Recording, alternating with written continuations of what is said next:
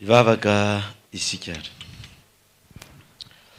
Jehovah Andriamanitra raha eo lehibe tokoa ny fitiavanao, lehibe ny famindram-ponao izay nomenao anay ka nitantananao ny dianay tamin'ny lalana rehetra izay nalenay nalavitra nakaiky.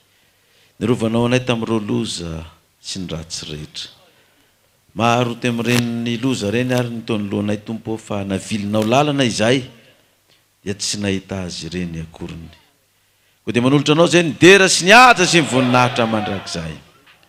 Misaotra koa eo ny tahinao sy nanambinanao anay ka niasan'ny fanamasina tety anatinay ka tsy navelanao hitoetra teny amin'ny toerana nisy anay teny izahay. Raha nitahinao sy nambininao izahay na kely na betsaka dia hoenao hoe aoka atoky amin'ny kely indrindra ianareo dia ataoko mpanapaka ny betsaka. Ka dia nitondra izany izahay tamin'ny fonay madio amin'ny mpifaliana raha eo araka ny teninao manao hoe aoka tsy misy eo foana natreko tsy mitondra fanatitra. Raha soary zany mba hoandraka sitrana amin'ny seza fiandriananao ary hotahinao ny isam-batan'olona izay nitondra izany ka hotahinao ny posy izay nivoahany izany, hotahinao koa ny tokantrano izay nivoahany izany, ka dia hotahinao ny asa mandraharaha sy ny fivelomanay izay tsy mananasa na mbola mpianatra dia homenao fidiram-bola ho sahaza, izay marary rehetra dia ho sitranonao, izay manana olana sy tahotra sy tebiteby dia ho vahanao, dia ho sokafanao tokoa ny varavaran'ny lanitra tompo ka androtranao fitahina fianambiampo ho anay ary dia asianao teny mafy koa ny valala ka tsy hanimba ny fidiram-bolanay sy ny vokatray. Dia ho tany sambatra sy ho tany mahafinaritra tokoa izahay. Hoy ianao Jehovah tompony maro, anao ary ny dera sy ny voninahitra mandrakizay, anaran'i Jesosy, amen. Dia manasantsika ry mba hamonjy toerana. Salama ve? Mbolao ve? Mbola vonona ve? Asio tehaka mafy ary isaorantsika an'Andriamanitra. Haleluya!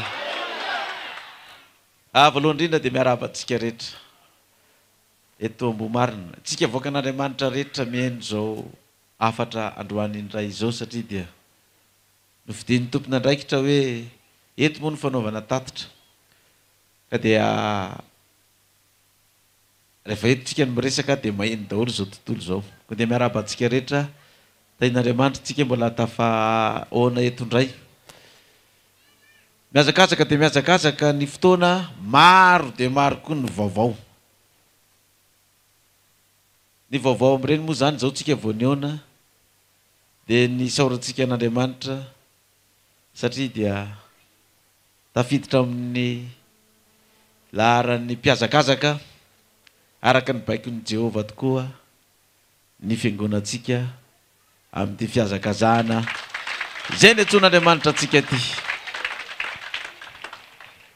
Tiako ny mampafantatra antsika satria mba hilaza vaovao amintsika hatramin'izay fotoana fohy tsy niaonana izay tsika rehetra fa tsy moramora ny ato tao vao nivoaka mpandresy itsika ka tafiditra tao amin'ny laharana fa 430.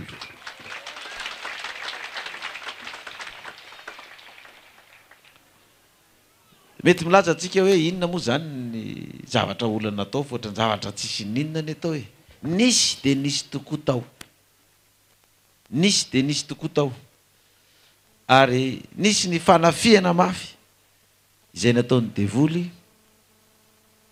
mba anakanana antsika tsy ho tafiditra ho isan'ny mpifaninana amin'ny hazakazaka. Izany hoe ny devoly izy dia tsy resy tsy miady zany izy.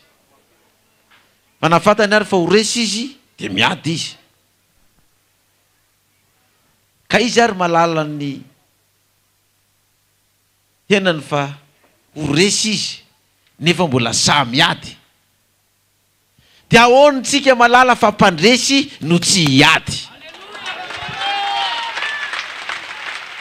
Taovy mafy ny amen sy ny alleluia. Alleluia. Averiko a. Zay ozy izy ny devoly efa fahavalo efa inona. Efa resy. Fa zay nefa tsy maintsy maninona. Miady. Itsika efa nomeny tompo teny fikasana. Fa opa ndresy. Sabar Jeva sy pastera Mayolla. Taontsika ny tsy hiady. Na mbola matahorintsika. Aona izy Jehova. Na Gideona. Zay matahotra miady. Miala teo. Asory tao zay matahotra amin'ny ady. Zavatra efa mazava ny resultat ny an'Andriamanitra.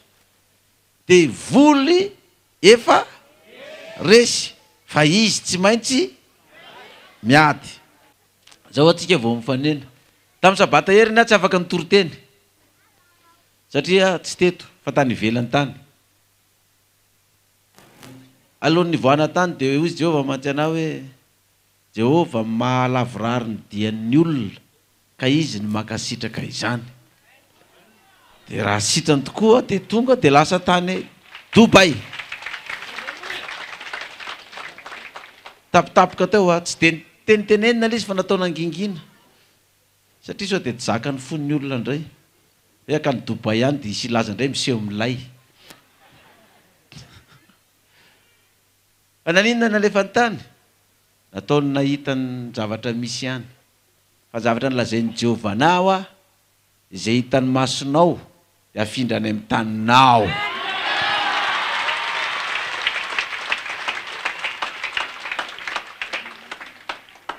Efa maromaro zay efa nataony hitany masoko izay. Fa io izy hitany masonao io. Io fandrosoan'ny firenena rehetrarehetra io. Dia ho hitanao. Fa io dia ho avy amin'ny taninao. Alleluia! Alleluia! Ny olona mandroso. Na tany arabo. Na tany sinoa. Na tany koreana. Na japonais. Amerikana. Mandroso. Fa itsika malagasy. Mihemitra. Totongana. Fa hitantsika amin'ny perikopantsika ato. Tena taon'Andriamanitra mihitsy aloha hitotongana any amin'ny farany ambanitsika. Mba anekeny zao tontolo zao sy anekentsika rehefa misandratra avy eo tsika fa Jehova no Andriamanitra. Halleluja! Amen! Nalety ny any amin'ny farany zay niletika mihitsy. Ity firenetsika ty ary namafisin'Andriamanitra mihitsy ny fondro farao. Rehefa ho avy eo tsika miresaka. Fa zay ny tian'Andriamanitra seho niletika io fa tsisy matafakatra an'io raha tsy Andriamanitra. Meo voninahitra ilay mpanjaka ny fantatra. Ie, dao ary resaka tsika. Afatoro tsara ny fekibo. Fa hoenjakenjana ny resaka eto androany. Hoy ny Baiboly. Matahora n'Andriamanitra ka omeo inona izy? Matahora n'Andriamanitra ka omeo inona? Dia ataovy mafy ny tehaka ary fa metsika voninahitra an'Andriamanitra. Dia nidikan'izany aza mba matahotra mpanendaka. Aza matahotra mpangaro paosy. Aza matahotra dahalo. Aza matahotra bodega. Anareo moa dikany bodega. Polisy indray ozy izy sasany. Gendarme natao hoe bodega. Aza matahotra polisy. Aza matahotra amin'ny pastera Mayolla. Fa matahorana iza? Me voninahitra n'ilay Jehova. Dia aseho amin'ny herinao sy ny sainao sy ny fahaizanao sy ny fahendrenao. Fa ianao dia olona matahotra an'iza? Matahotra an'iza? Inona mifanohitra amin'izay? Tsy matahotra na menjera amin'ny fotaka ary. Tsy matahotra na mifanena amin'ny mpamosary. sao dia matahotra mpamosavy koa amin'ny alina dia matahotra ny mody alina. Tsy matahotra na mitondra skrotera mafy be ary. Tovitra ry ambany tôbila vao tonga an-tsaina ao izy vokatry n'le tsy matahotra.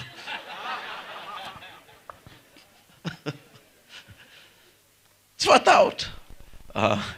Tsy matahotra ny hofa ty. Angano ny tanany izay matahotra ny hofaty. Be gesta fotsiny ao fatsy. Rehefa tonga nikotikoko mbola mitsoaka. Alika kely iny ary manenjika dia efa mitsoaka. Nefa mba mizesta hoe tsy matahotra ny hofaty.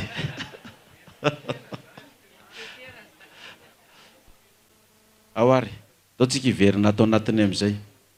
Sokafo ny baibolinao. Exodus 3:20. Ny lalana nitondran'Andriamanitra ny zanak'Israely sy ny namakiany ranomasina mena. Ny lalana nitondran'Andriamanitra niza zanaky ao moa ny lazana hoe tsika zao koa zanak'Israely. Ozy izy Paoly tao amin'ny Galatiana. Niza natao batisa amin'ny Kristy dia mitafy amin'ny Kristy. Tsy misy tsony jiosy na grika na lahy na vavy na andevo na tsy andevo. Fa iray ihany ianareo taranaky Abrahama anareo ary mpandova araka ny teny fika sana. Ka zay natao batisa rehetra ao amin'ny Kristy dia mitafy amin'ny Kristy dia taranaky Abrahama. Ka raha taranaky Abrahama ianao dia niteraka ny Isaka dia niteraka ny Israely dia izay no mahatonga antsika hoe zanak'Israely. Ka dikan'izany tamin'izany zanak'Israely ara-baky teny. Fa zao tsika ny zanak'Israely indray ara-panahy. Ka dia ny lalana nitondran'Andriamanitra ny zanak'Israely tamin'izay no mbola lalana hitondrany antsika koa. Noentiny tao ny lony ranomasina mena ny zanak'Israely dia arao tsara androany fa eo ny lony ranomasina mena koa tsika. Alava zay tantara zay nitondrantsika azy ary. Dia ao anao izy ny lalana nitondran'Andriamanitra ny zanak'Israely. Tsika tsy hoe vao maly ny orona fiangonana apokalipsy na vao hery taona. Fefa 20 taona mahery. Ny orenana. Efa 20 taona ny orenana. Zany hoe raha tonga amin'izao fotoana zao zany tsika efa navita 20 kilometatra. Satria tsika zao 20 taona. Navita 20 taona fa ny lalana zanak'Israely avy any Egypta mandra-pahatonga any amin'ny tany Kanana 70 taona. Izany hoe ny 20 taona manaraka eo zany manomboka amin'ny taona ho avy io dia hitanareo fa ity firenentsika malagasy rehetrarehetra ty dia ho tonga amin'ilay hoe tany Kanana afaka 20 taona. Amen. Dia samy matadidy tsara afaka 20 taona satria nyresahana tao efa nalefa mba nomen'Andriamanitra tombontsoana avoaka ny tany velany tany fa nibitsiky ny fanahy masina tamiko dia izay hitany masonao io dia ho avy any amin'ny firenenao. Io fandrosoan'ny firenena maventy rehetrarehetra io ho avy any amin'ny firenenao. Ka zany tsy hoe ao anatin'ny 2 taona dia isy arabe any etazy daholo eran'ny Tananarivo hiala amin'ny embouteillage na isy building avo be daholo eran'ny Madagasikara. Fa raha 20 taona zany ianao tren'Andriamanitra kely dia kely zany. Fa fohy koa zany amintsika zao 20 taona. Ka ny lalana nitondranantsika 20 taona zany tsika zao tonga aty amin'ny fisasan-dalana. Fisasan'ny 70 taona mahery hiditra amin'ny manaraka azy tsara amin'izay dia arao tsara ary ny vaky teny sy ny tantarato. Rehefa nalefa ny Farao ny olona dia tsy mba nentin'Andriamanitra tany amin'ny lalana nakany amin'ny tany Filistina izy na dia kaiky azy izany. Fa hoy Andriamanitra andrahoana enina ny olona raha mahita ady ka hiverina any Egypta. Zao ny sariny zany. Rehefa nalefa ny Farao ny olona dia tsy nentin'Andriamanitra tany amin'ny lalana makany amin'ny tany Filistina izy na dia kaiky aza izany. Dikan'izany dia ity. Rehefa niala avy tany Egypta isika, ny Egypta ny fiangonan-drazantsika rehetrarehetra, rehefa niala tany dia tsy avy hatrany dia noentiny tao amin'ny lalana akaiky dia akaiky izany hoe tsy avy hatrany dia nomeny fanjakana, tsy avy hatrany dia nataony tonga any tany Kanana, fa raha vao niainga tany tsika ka nataony tonga dia tonga any dia tsy maintsy miverin-dalana makany Egypta, satria akaiky loatra Egypta sy io tanàna io Filistina io, akaiky loatra. Dia jerevy tokoa fa raha niainga ary tsika firy nefa niverina nakany Egypta, hatramin'izay naingana avy any Egypta zay teny an-dalana, sa tsy marina zany? Marina zany. Ary natsika aza ny olona mandroso tsika mandroso mihemitra ao anaty vahoaka ao, dia misy manosika hoe ary ianao atao mihemitra dia efa atotsoseho ihany aloha ohatra nitady hemitra tokoa ane za zany, eto ambavaka voatra tady hemitra zany. Ao ny sasany dia efa kivy hafa aloha hiverina any Egypta ihany, dia misy tokoa ane zany, misy zany sa tsisy? Raha raisina amin'ny fotom-pampianarana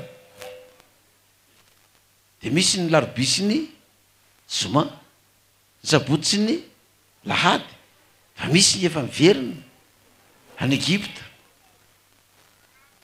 na ny zoma na ny lahady efa niverina any.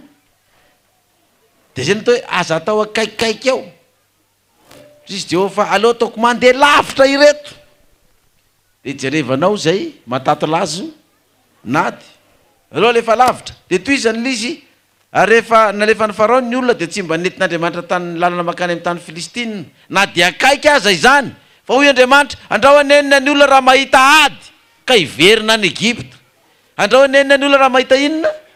Ady, ady aran'olona, ady ara-panahy. Io ady io efa niatrika ady tsika sa tsy niatrika? Efa tsy fakahitana ny ady. Firy nefa maty zanaka, firy nefa maty vady, firy nefa ny sarabady, firy nefa very asa, firy nefa ndao sy ny fahafatesana, firy nefa marary, firy nefa kivy, satria mafy ny ady. Ndao nenina ny olona raha mahita ady ka hiverina any Egypta, ary mbola hiady tsika, fa tsy hoe efa vita ny ady, fa zao ary voaninona ny ady, angotraka, angotraka ny ady. Andiny valo ambin'ny folo, fa nentin'Andriamanitra ny vily ho any amin'ny lalana mahazo any anefitra amoron'ny ranomasina mena ny olona, ary voahomana hiady ny fiakatry ny zanak'Israely avy tany amin'ny tany Egypta. Zay le lazaiko zay. Nentin'Andriamanitra ny vily ho any amin'ny lalana mahazo any anefitra amoron'ny ranomasina mena ny olona, ary voahomana hiady ny fiakatry ny zanak'Israely avy tany amin'ny tany Egypta. Misy fiviliana kely zany ao, misy fiviliana ao. Inona moa le fiviliana zany? Aloha tonga dia tsoroko amintsika le fiviliana, satria hiatrika ady. Nanao fampianarana foana tsika isam-bolana, isan-kerinandro, isam-bolana, isa-taona, tsy nijanona mihitsy nandritry ny 20 taona, tsy nijanona. Fa zao hiatrika ady amin'izay na vilin'Andriamanitra kely ajanony indray ny Apokalipsy, fa mivily lalana indray aloha. Tsy any indray zao ny lalana andehanana, fa efa natao 20 taona, ny hain'ny olona tsara tsy ny hain'ny olona tara, fa za avy any manan-tsara na dia teraka tany manan-kara, ny hain'ny olona tsara tsy ny hain'ny olona tara. Misy fiviliana lalana kely aloha, ajanony aloha ny fampianarana Apokalipsy. Vilininy zany, vily lalana zany. Ange mahatonga le olona niala avy tany Egypta ny teny hoe fa aiza le fampianarana Apokalipsy tsy natao tsony. Kenao tao tsy nieniko zao fa tsisy ve hoe aiza. Ho avy ny andro zay naterako mosary amin'ny olona ozy izy Jehovah, tsy etaetan-drano na etaetan-kanina, fa etaeta te-andreninina, etaeta te-andreny tenin'Andriamanitra. Na vilin'Andriamanitra indray ny lalana zao, zay tsy nahay, zay tsy nalala any, fa mivily ny lalana zao. Asa tapitra ve famindram-pon'Andriamanitra sa ino? Fa navilin'Andriamanitra ny lalana. Io lalana io eo amoron'ny inona? Eo amoron'ny ranomasina mena ny olona, ary vohomana hiady ny fiakatry ny zanak'Israely avy tany amin'ny tany Egypta. Ireo olona tonga reo zany eo nolon'ny ranomasina mena. Inona ny kodin'ny ranomasina? Eo nolon'ny vahoaka. Fa itsika nentina any Egypta ty dia teny mazava eto. Tsy fanontaniana tsony hoe vohomana ve nareo sa tsy vohomana. Ny olona efa tsy vohomana efa tsy ao tsony. Fa itsika matoa tonga amin'ny ranomasina mena dia voalaza tsara fa vohomana iady ny fiakatry ny zanak'Israely avy tany amin'ny tany Egypta. Tovy mafy ny amena sy ny haleloia. Haleluia! Haleluia! Zay tsy vohomana iady efa nataony ahoana? Efa tsy ao tsony. Fa itsika tonga amin'izao fotoana zao. Vohomana iady. Tsisy tsony ao hoe zay matahotra atao inona? Asory. Efa taloha zany ny fandraisana zay matahotra maninona? Mesory. Dia efa niala nataona sa mbola tsy niala? Efa niala izy. Tsika zany zao le vonona ninona? Iady atsangano ny tanany ary zay tena vonona. Tao ambo tsara, tao voroa mihitsy.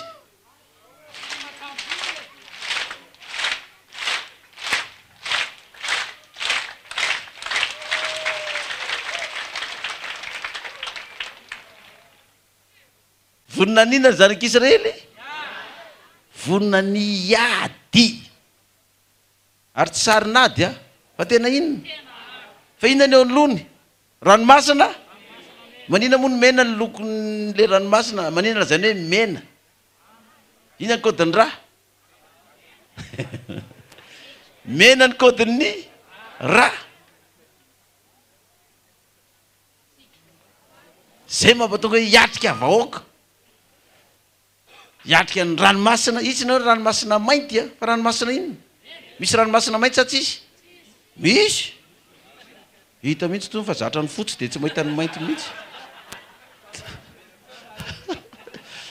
Misy ny ranomasina mainty, mer noir. Misy ny mer rouge.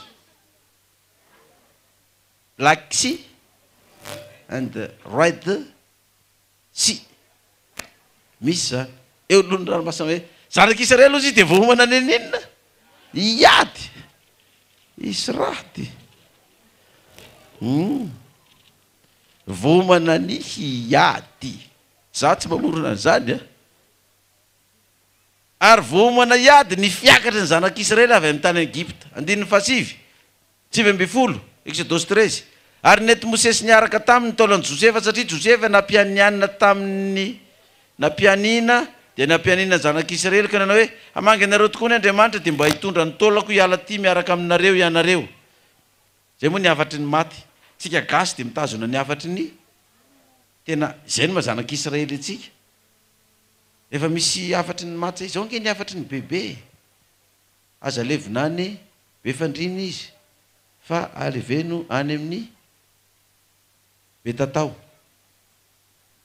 Dia maninona ny taranaka? Dia manaraka. Misy ny sasany manay za aza levina amin'io fasana io. Fasandrazana io fa za anao fasana hafa. Dia rehefa maty tokoa izy dia manaraka ny taranaka. Zavatra tsy vaovao zany amintsika malagasy. Izay ny mahataranak'Israely antsika koa.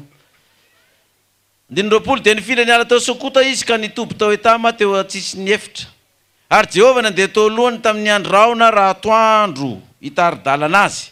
Ary tamin'ny andro afo no ny alina ho fahazavana ho azy. Handehanany andro aman'alina. Ny andro raona tsy niala teo nolon'ny olona raha atoandro na ny andro afo no ny alina.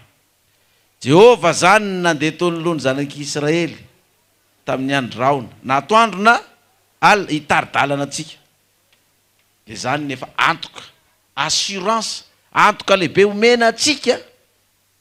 Fiangonana Apocalypse izy hamonjy ty fa firenena malagasy ty. Izy nefa mandeha olotsika eo. Izy ho any mandeha olotsika eo. Ataovy mafy ho aza avateninareo zany. Izy nefa mandeha olotsika eo. Dia inona ny mbola mampiayay anao foana hatramin'izao? Inona ny mbola mampatahotra anao foana hatramin'izao? Tsy efa nresana anao fa misy ranomasina mena eo anoloanao. Dia efa hitanareo amin'ny télé reny ranomasina mena reny sa tsy hitanareo? ka bora mena reny sa bora fotsy.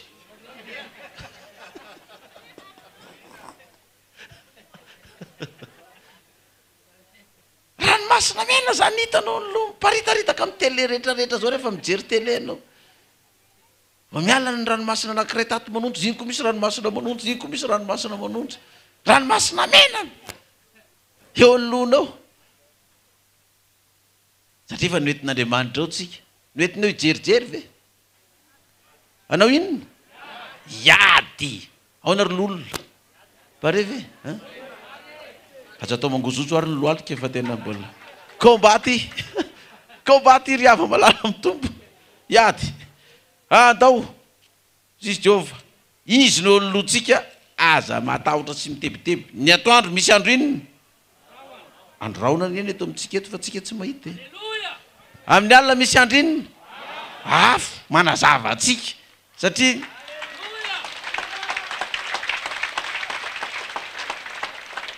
teny faneva amin'ity taona ty dia aza velo maizina n'inona izy?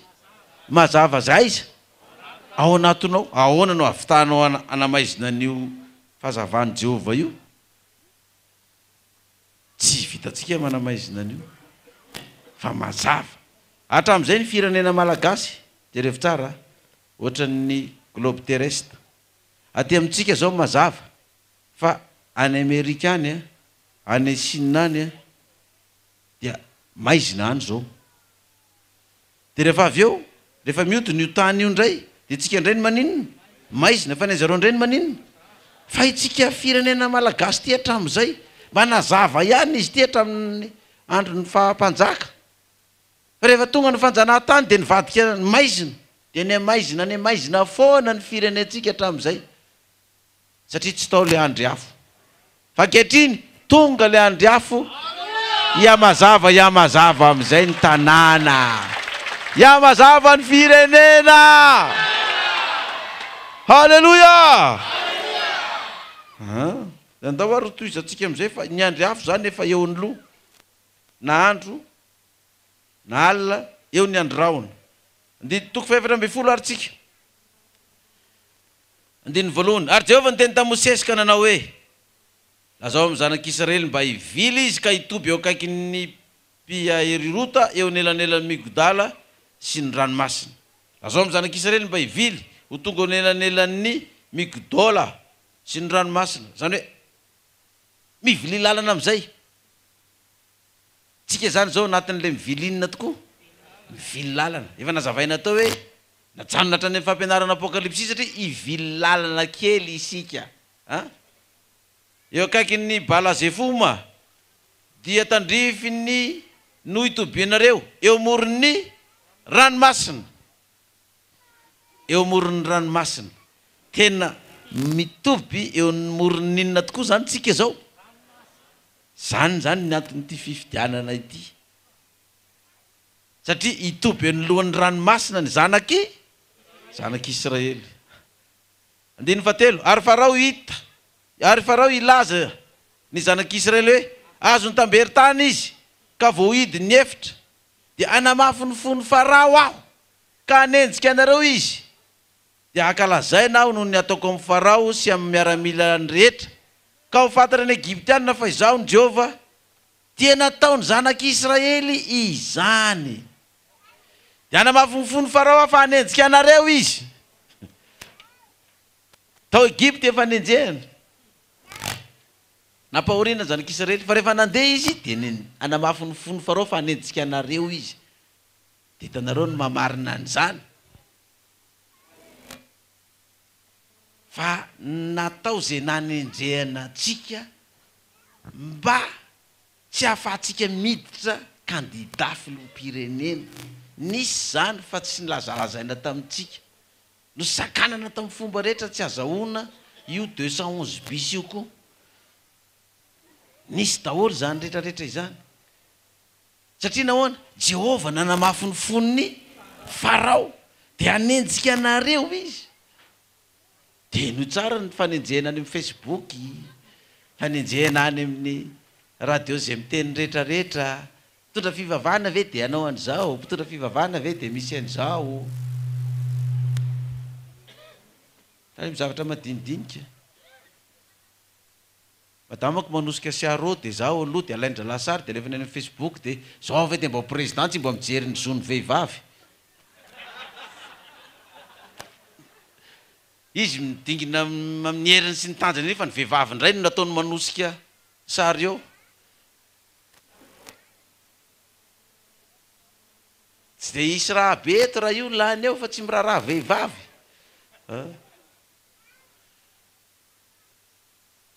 Anamafonifon'ny Farao aho izy dia aninona anareo izy hanenjika anareo. Ary efa nisy hoa zany.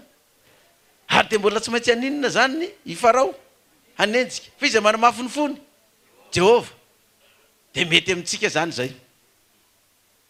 Fa tsy hoe fa ahoana ary. Sady mba tsy rariny e. Fa raha vao tsy manenjika antsika Farao dia tsy marina indray ny tenin'ny Jehova. Tsy marina ny tenin'ny Jehova. Anenjika antsika Farao. Ary ianao zay fara heriny.